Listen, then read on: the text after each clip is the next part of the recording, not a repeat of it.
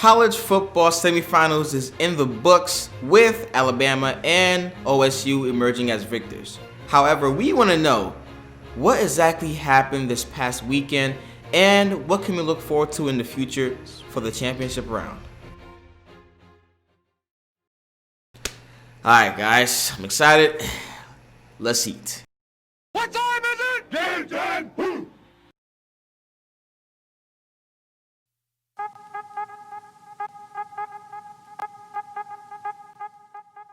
What's going on, everybody? It's your boy Edwin, aka King Jollof, and we are back again. Guys, we got a special video for you today. College playoffs is in the books. Semifinals is in the books so far. Alabama and OSU have emerged as victors, but we gotta dissect each game, right? We gotta see how they actually won these games and what can we look forward to in the future for the championship round. Alright, so let's start with the first game, Alabama versus Notre Dame. And from the jump, you could already tell. So before coming into this game, we all pretty much knew that Alabama would be the favorites going in because of that dynamic offense and how good they've been playing all season long. Notre Dame have been playing good all season long too, but Alabama were obviously the sure favorites for the game. And boy, did it start off bad for the Irish. So the Irish get the opening kickoff and Chris Tyree fumbles. And then after that happens, you pretty much know how the game's gonna go. Like, you pretty much can see, like, it's gonna be one of them days in the office where we're just gonna struggle. Because after that, Alabama dominated the whole game, the entire game. Alabama dominated, right? So in the first quarter, they jumped out to a 14-point lead. And give credit to the Irish for fighting back, you know, making it a one-score game, 14-7. But they could not sustain drives. They just couldn't. They couldn't do it. They could not sustain the drives, and the Notre Dame defense could not compete, obviously, with that Alabama offense as to why they lost the game so badly. But let's look at some of the more individual performances of the game, right? Alabama, Mac Jones, that guy is a baller. He's been balling out all season, right? All season he's been balling out. God completed 25 of 30 passes, threw for 297 yards, and 4 TDs. Magnifico, right? My goodness. Najee Harris, big dog. You know what he does, right? You know what he does. He's going to add his $125 in the game, hurdling defenders left and right. It's just too easy for him. And then, my God, Devontae Smith, the best college receiver in football right now. The guy is special. He's special. No ifs, buts. The guy is a beast. 3 TDs, 7 receptions, 130 yards. That is a masterclass performance. What he's been doing all season. What they've been doing all season. And I gotta give him credit. So we go to the Irish. And the Irish, they actually played relatively well, if you ask me. The offense in some spurts. Now, they didn't play well enough to win a game, and they couldn't sustain drives. But I'm talking about the individual performances that they had were not pretty bad. So Ian Book for the Notre Dame Irish played okay. Like, he played all right. You know, he threw for 229 yards. That's not bad. 27 of 39 completing. That's okay. But he threw a really bad pick. So the biggest problem, like I said before, for the Irish was sustaining drives. They could not sustain drives at all. I mean, look at play-by-play action. First series, punt, Bama goes on, scores a touchdown. Second series, punt, Bama scores a touchdown. They come back, score a touchdown, make it 14-7. Cut the game to a one-score game. It's not really that bad. But then Alabama goes down and scores another touchdown. And then they punt again. And then Alabama punts. So you can see how this trend is going. Which pretty much we'll get a one-score game, and then after that we just lose control of what we try to do for the game itself. And then towards the end of the second half, they miss a field goal, and then the second half starts. Their first series, that's when Ian Book throws the pick, a really bad pick at that too. It wasn't working out for them. But to their credit, the running game was successful in some spurts, pretty much throughout the whole game, if you ask me. 139 yards rushing. That's pretty good. That's pretty good considering the fact that Alabama outrushed you by 1 yard. You know, so throughout the whole game, it was pretty obvious how it was gonna go.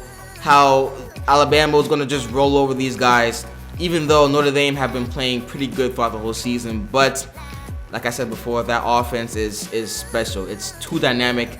You have a guy like Najee Harris pounding these guys on the ground, and then, my God, Devonta Smith, man, that guy is a beast. Oh my goodness, he just whatever he could do, like, bro, just flying through defenders. I can't even describe it because that's how great he is.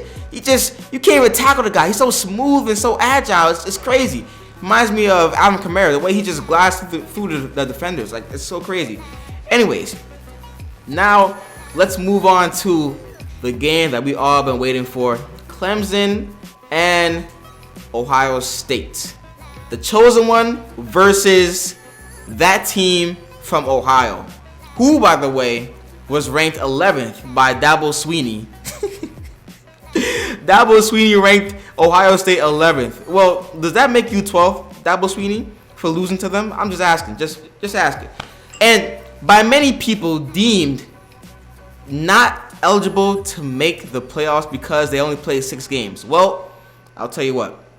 Last night, they proved a lot of people wrong because they balled out. The whole team balled out. Listen, when you have so much scrutiny under you in terms of how you should not be where you should be, and you come out and play like that, that is a great performance. And the fact that they lost to Clemson last year, and you come back and get your revenge, bruh. Justin Fields had as many touchdowns as he did incompletions. 22 of 28, 400. That's Trevor Lawrence. He threw for, don't want to get it confused, but 300, almost 400 yards, 385 yards, 6 TDs. The guy balled out.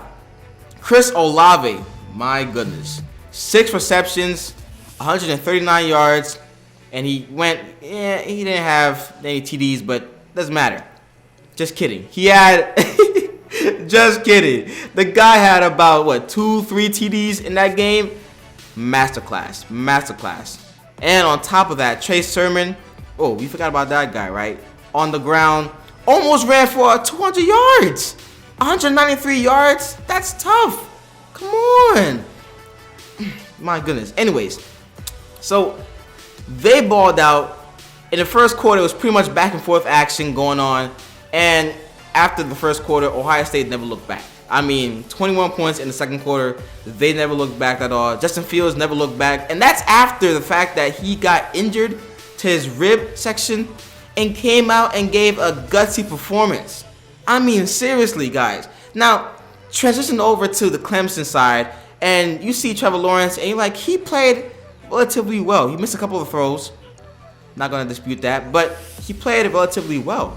33 of 48, 400 yards. Now, he's the one that threw for 400 yards and 2 TDs. But the issue was that defense of Ohio State played great. And I would say great. They played good. Great. It's kind of a stretch, but they played good. They pressured T-Law throughout the whole night. 3 fumbles, bro. 3 fumbles forced, 1 recovered. That's pretty good if you ask me. And on top of that, they forced Trevor Lawrence into a pick. Pretty much a desperation pick. It was like a Hail Mary kind of pick, but it's still a turnover. At the end of the day, it's still a turnover. So 2 turnovers, and they got off of Trevor Lawrence throughout the whole night. That offensive line could not keep him upright throughout the whole game. It was crazy. But anyways, that defense is going to face a different task come championship round when they face Alabama. I don't know how it's going to go. I don't really favor them in that matchup, but we'll see. But going back to Justin Fields, the fact that you lost to this team last year and you come back and you put on a masterclass performance like that, that says a lot about the guy, especially after he gets injured and he's able to come back into the game and just light up Clemson like it's nothing. So, what went wrong for Clemson throughout the game? I'll tell you what went wrong. The run game was probably the biggest difference of the whole game. 10 carries for 32 yards for Travis Etienne. It's not really who he is. He's more of a feed me kind of guy, workhorse kind of guy. But I understand that he didn't get too many running yards or carries for that matter because of the fact that Clemson fell behind quickly in that game, and they couldn't really run the ball anymore because they had to keep on throwing it and put the ball in the hands of the chosen one, Trevor Lawrence. Couldn't really bring him back, but I understand why they went away from the run game and why they were able to have so much success on the offensive side of the ball in terms of passing, because they had to pass the ball. They had to. I mean, they were getting blown out at one point. It wasn't even close at one point. It was like 35-14, and they were just getting scrapped. But anyways, Ohio State upsets Clemson, number 2. And now we get a showdown of Mac Jones versus my guy Justin Fields, who I'm low-key rooting for right now. I'm low-key rooting for the guy because he's playing lights out. And people have been giving him all the sticks sometimes. He's not, you know, the best of the best for Ohio State. Some people have said that. Some people are like, you know, he might come out of Ohio State and he might be a bust because Ohio State is known for not producing the QBs that we've seen in college. But we'll see how that goes in the future. We don't know what will happen for Justin Fields, but looking forward to championship weekend. I'm going to say this. If Justin Fields plays like he did against Clemson, I'm going to pick Ohio State because he needs to play spectacular. He needs to do something similar to what he did last night for Ohio State to even have a chance. Because Alabama is obviously coming into the game as favorites. They will be favorites of the matchup, so it's really tough to go against them. Devonta Smith, Najee Harris, but Ohio State got some of dogs of their own too. I mean, pound for pound, if we list the big 3 for each team, it's pretty nice and a little bit even, a little bit edge to to Alabama because of how great they are. But quarterback, you give that to Ohio State. And then obviously receiver and running back, you give that to Alabama. But make no mistake, the gap isn't that huge as it may seem. Like it's there. Najee Harris and Devonta Smith definitely better than Chris Olave and Trey Sermon, but the gap isn't as big as it may seem. So I'm picking Ohio State if Justin Fields comes out and balls out, because for that game to be close, Ohio State needs to get into this kind of gunslinging battle with Alabama, because I'm telling you right now, I don't think that Ohio State's defense will be able to compete with that Alabama offense, or at least, you know, stop them totality. Like they're probably gonna slow them down a little bit, but they won't be able to stop them. And same thing for Alabama's defense. Like I think that Justin Fields and himself, and the fact that they have Chris Olave, Trey Sermon, they played lights out last night. They'll be pretty tough to stop too on offense. So it'll probably be a gunslinger battle between the two QBs, Mac Jones and Justin Fields.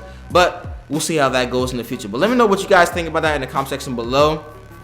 Who will win the whole thing? The whole dang thing.